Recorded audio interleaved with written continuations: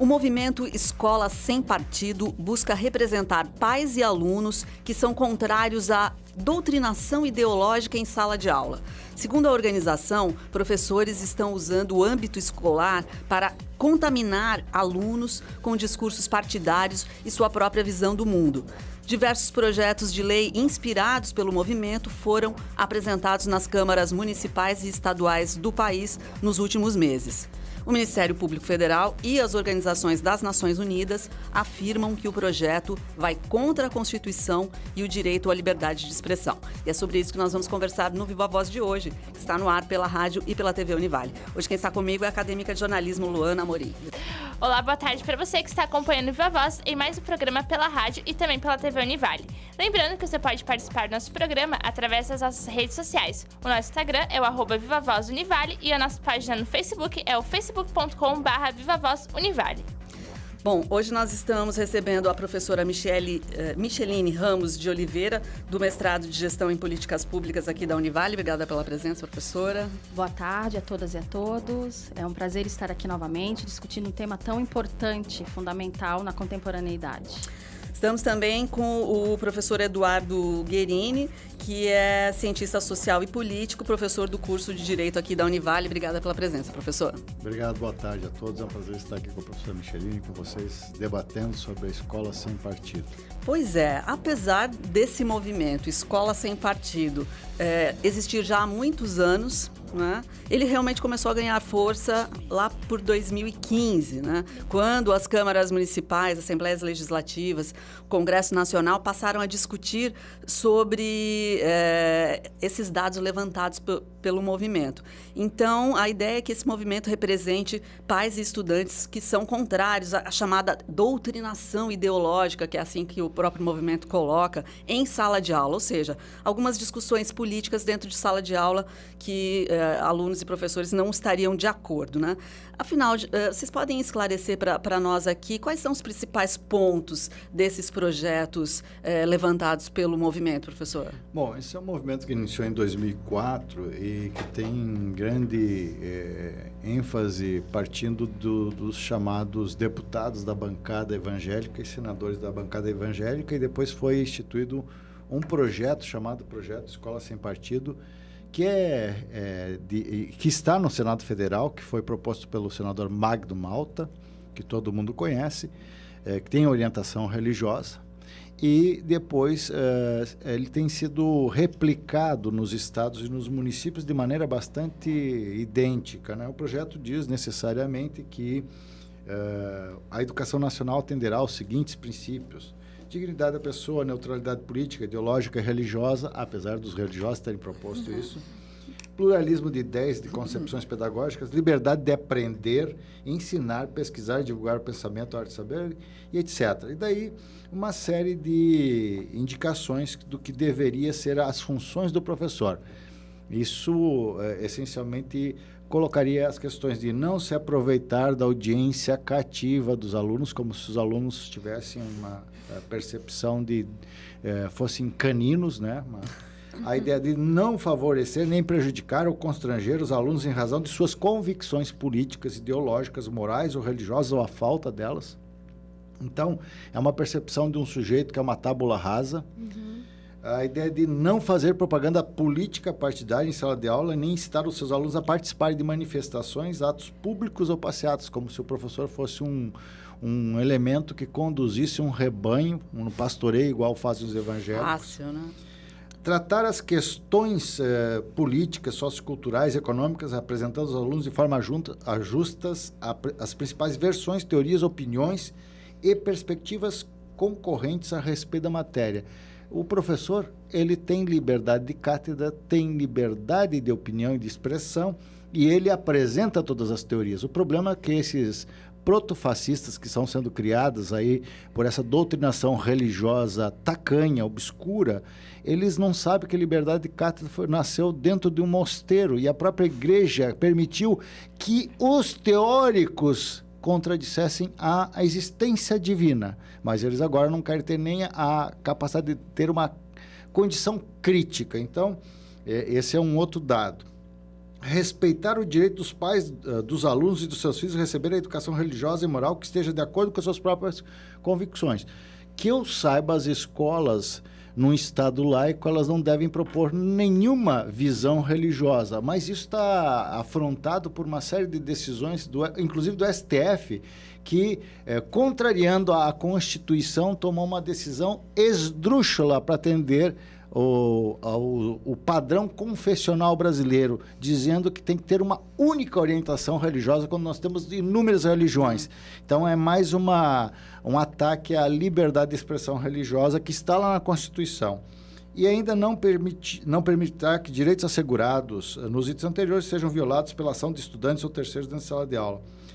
Isso significa, em outras palavras, que deverá ser colocado em ênfase essas questões principais. Mas o que deseja esse movimento Escola Sem Partido é atacar a tal da ideologia de gênero, atacar as ideologias que sejam contrárias a esse liberalismo rastaquera, esse obscurantismo tacanho, e alguns vereadores estão propondo isso em desrespeito à atividade dos docentes, dos professores, que já são aviltados olimpicamente.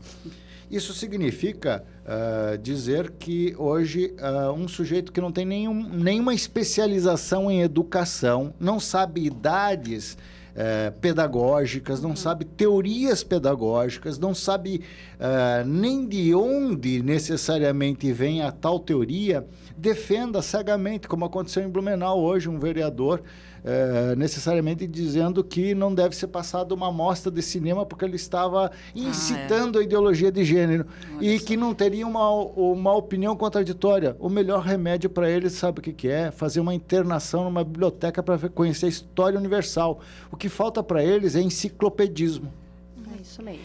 E, bom, nos últimos meses, diversos políticos apresentaram projetos de lei a favor da implantação da escola sem partido.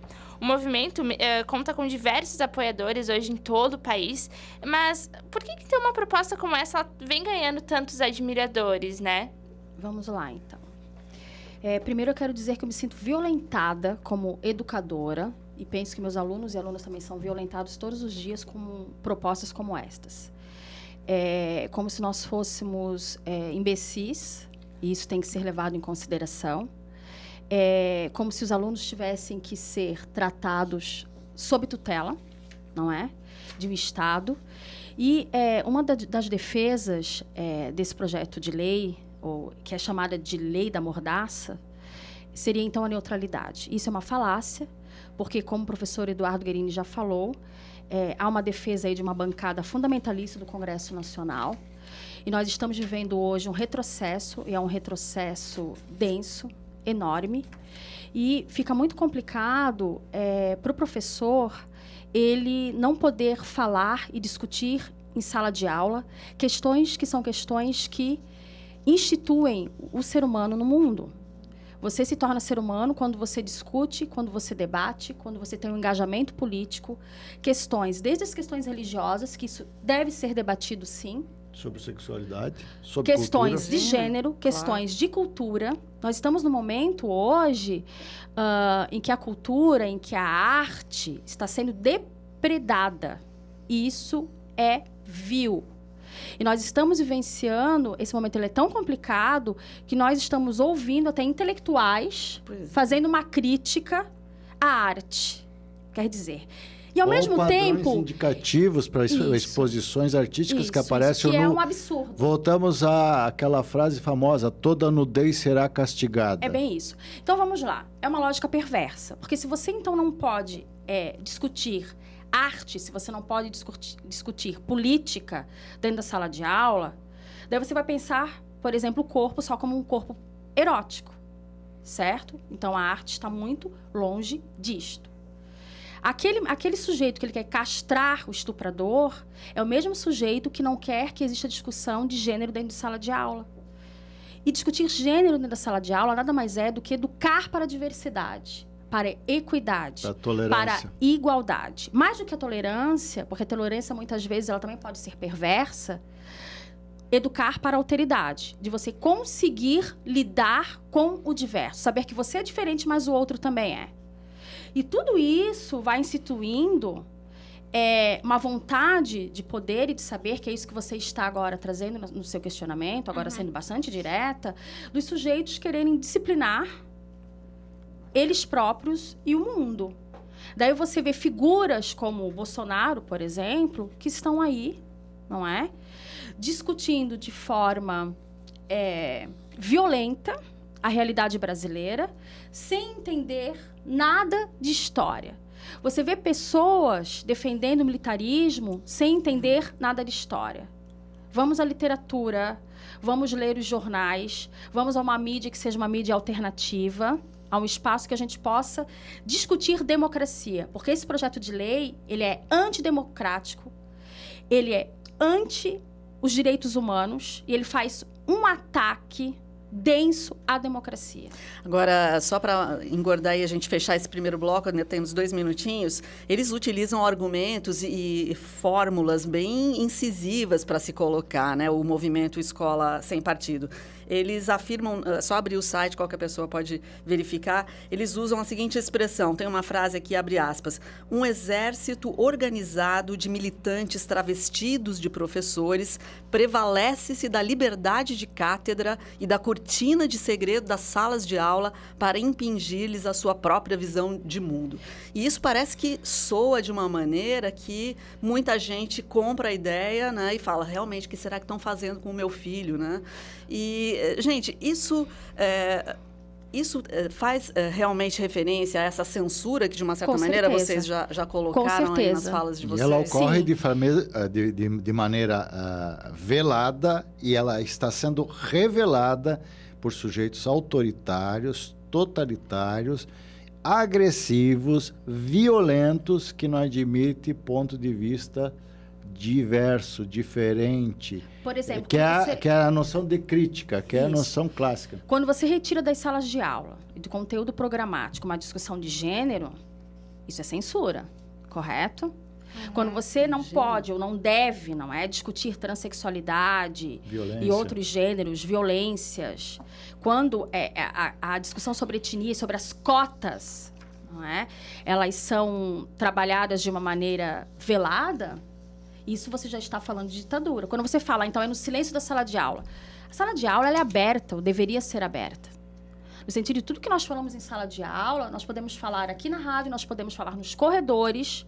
O problema é que a sala de aula, quando se diz uma sala de aula em silêncio, é justamente para aquele sujeito passivo, de adestramento, um sujeito dócil, manso, um cordeiro, que aceita a palavra alheia sem nenhum debate fundamentado. Como se isso acontecesse nas salas de aula. E a ideia é você fazer uma higienização, e uma higienização a partir do quê? A partir de uma hegemonia ideológica. Não tem neutralidade nenhuma neste projeto de lei.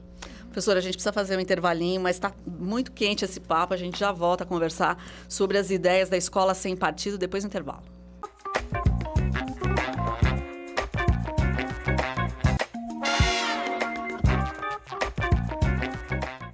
Isso aí, nós já estamos de volta. Hoje o nosso assunto é o movimento Escola Sem Partido. Nós estamos conversando com a professora Micheline Ramos de Oliveira e também com o professor Eduardo Guerini.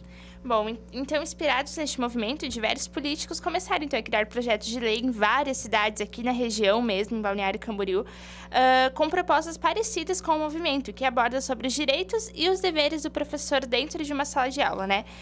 O quanto esses deveres, então, que o professor deveria ter, prejudicam o tipo de conteúdo que é ensinado nas escolas hoje? Primeiro, nós temos que deixar bem claro que o dever de qualquer educador é mediar para que o seu aluno e a sua aluna sejam um livre pensador. Que consiga refletir criticamente sobre o status quo, sobre tudo que está aí, sobre o mundo. Você tem que ensinar a pensar, em primeiro lugar. E você não consegue ensinar a pensar com mordaças. Já começa por aí. Nós temos que pensar no processo de ensino-aprendizagem como um momento onde as pessoas vão conseguir lidar com as diversidades. É um espaço e um momento onde você consegue, então, finalmente debater Porque hoje isso nas ruas, muitas vezes nas instituições religiosas ou mesmo dentro dos seus trabalhos, instituições muitas vezes partidárias, instituições em geral, o sujeito ele não consegue dialogar e debater. A sala de aula é um lugar para isto. Sempre foi de debate. Sempre foi um lugar de debate. De que maneira que isso vai impactar? Primeiro, como nós já falamos anteriormente, você retira, não é, do conteúdo programático, questões que são questões do dia a dia, do mundo ordinário, questões que fazem o ser humano ser demasiadamente humano. Você não pode trabalhar em sala de aula com moralismos. Você tem que trabalhar em sala de aula para cima do bem e do mal. Você não pode ficar enquadrando conteúdos se é alguma coisa que está do lado do bem ou do mal. Nós temos que transcender esta lógica. Preconcepções ou preconceitos. Com certeza, porque isso gera preconceito, isso gera estigma, correto? Então, isso é um problema muito grave. O que nós, professores e professoras, temos que fazer? Desconstruir. Desconstruir isso e desconstruir isso densamente todos os dias em sala de aula. Todos os dias. É isso que nós temos que fazer. Está lá no conteúdo programático? Faça o contrário. Agora, eu vou puxar um fato que eu acho que dá exemplo sobre essa questão que a gente está conversando agora. Aconteceu um caso no início de outubro, uma estudante de um colégio particular de Lages, não sei se vocês acompanharam esse caso, foi suspensa por 2 dias, além de ter a matrícula vetada para o ano de 2018, após divulgar nas redes sociais um panfleto distribuído na escola, dizendo que tipo de assuntos a escola deve ou não ensinar, que é bem nessa linha do que a gente está conversando, né? Então, é bem por aí. O ofício dizia que não era dever da escola falar de assuntos como sexo, ideologia de gênero, comunismo, esquerdismo, religião e ativismo LGBT, né? É só para a gente finalizar. Na né? verdade, esse caso aí que aconteceu em Lages, em Santa Catarina, numa faculdade privada que já é conhecida por suas histórias perversas e as suas devassidões partindo da reitoria, o que é uma atitude sem um julgamento, sem uma capacidade de defesa, a aluna, obviamente, foi prejudicada. Mas isso demonstra que a liberdade de expressão também tem a questão básica do direito de defesa e do direito de construção de uma certa realidade. Mas, como a professora Micheline falou, você trabalhar conteúdo sem a realidade, dizer que não existe comunismo, que não existe racismo, que não existe sexismo, que não existe patriarcalismo, é mais ou menos um mundo de fantasia e aí você vai chegar àquela conclusão. Hoje, os cursos estão engessados por grades curriculares, o nome já diz tudo, é uma grade.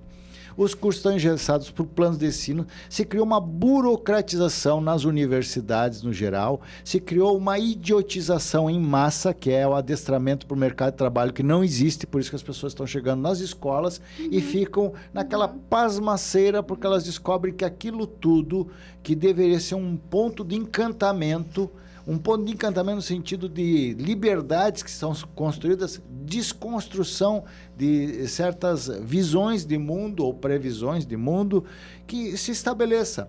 O duro é ter que ver um pessoal querendo voltar a um ensino hierarquizado, jesuítico, militarizado, autoritário, para adestrar e formar sujeitos que estão sendo conduzidos a um mercado de trabalho que exige, ao contrário, criatividade, proatividade, crítica, liberdade de expressão, liberdade de ação. E esses sujeitos que estão por trás desse projeto são sujeitos ignários e toscos que, olha, nem na Idade Média, quando foi fundada a primeira universidade, se permitia tanta opressão. Ou seja, no século XIII, quando a primeira universidade começou a efervescer, a ideia era revelar os segredos. Revelar os segredos e demonstrar aquilo que estava escondido. A literatura, a arte, a ciência da antiguidade. Se não tivesse isso, nós não estaríamos hoje como nós estamos, com conhecimento universalizado, amplo, e ainda muito elitizado, por sinal. Mas é justamente esses sujeitos que querem ter a ideia da iluminação mas uma iluminação que está fora do mundo terreno. É uma iluminação que vem do transcendente, é divina. Aí eles são todos poderosos e eles, inclusive, a maior parte deles não tem nem noção de como é que é o processo pedagógico. E não conseguem debater. Vamos dar um exemplo bem próximo nosso. No dia 10 de outubro, agora, nós tivemos uma audiência pública em Balneário Camboriú e o vereador Piruca, né, que foi proponente deste projeto de lei aqui em Balneário Camboriú, não compareceu ao debate. Quer dizer, emblemático. Ele é mais um desses que defende esse projeto de lei e não sabe nem debater, não tem a coragem de debater. E essa grande questão é importante ressaltar, porque hoje o nível de violência contra os professores no Brasil, o Brasil é o país onde tem o maior nível de violência contra os professores.